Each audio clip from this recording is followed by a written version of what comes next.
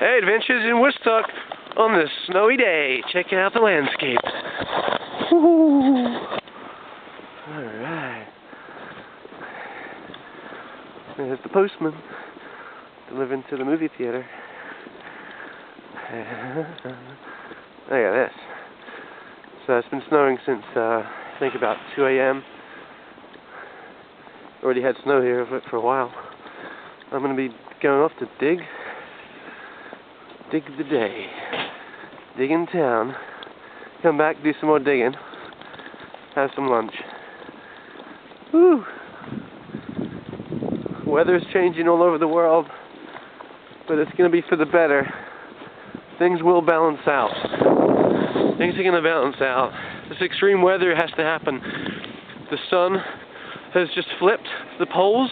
The actual sun has flipped poles, and Earth has been pole shifting for a while now. It's all part of it. Egypt had snow. Israel had snow. Flooding in England. Earthquakes. Volcanoes erupting. More so than ever before. So this is what it's going to be like. But things are supposed to eventually balance out. And we are going to have and live in a world with just more of a regular pace. It's not so extreme. We're in a shift, people. Enjoy the shift. And be at peace.